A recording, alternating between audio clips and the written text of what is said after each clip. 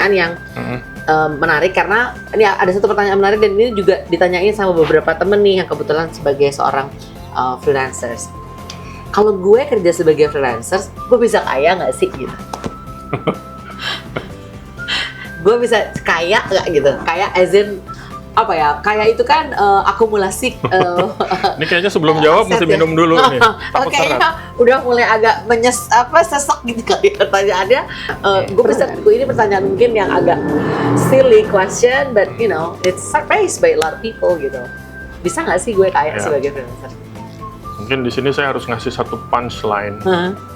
Definisinya kaya itu apa sih? Iya.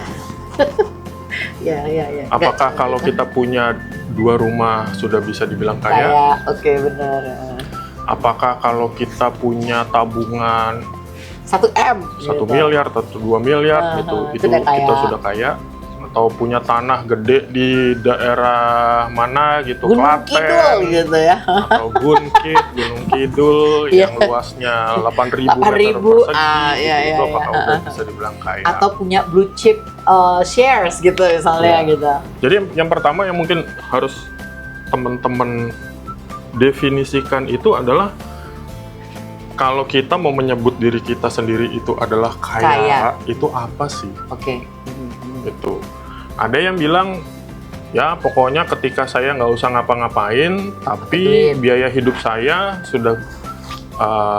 sudah bisa terpenuhi dengan cara apapun.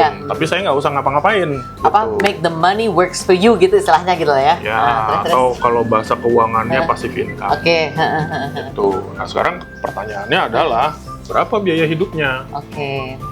Karena kalau kita ngomong biaya hidup kan variasi ya. Iya, betul. Hidup sendiri, hidup berdua, hidup berkeluarga. Berkeluarga anaknya berapa juga kan beda-beda. Iya. Dan kalau zaman sekarang yang lagi ngetren, kalau jadi generasi sandwich, baru gue ngomong tuh ya. Itu kan pasti ongkosnya beda. Yes, betul.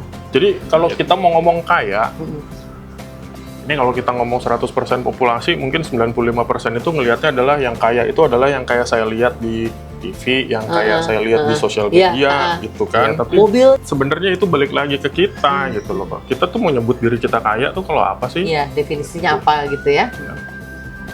Gitu. Berarti sebenarnya pertanyaan tadi, yang bisa nggak sih gue kaya jadi freelancers, itu akan tergantung sama definisi kita soal kaya itu kayak apa gitu ya Mas ya.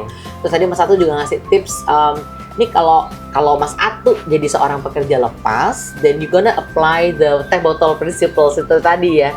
Volume, nggak apa-apa kecil tapi volume banyak. Ini nggak apa-apa kan yang nyebut merek ya? Nggak apa-apa, nanti kan siapa tahu itu di endorse kan ya.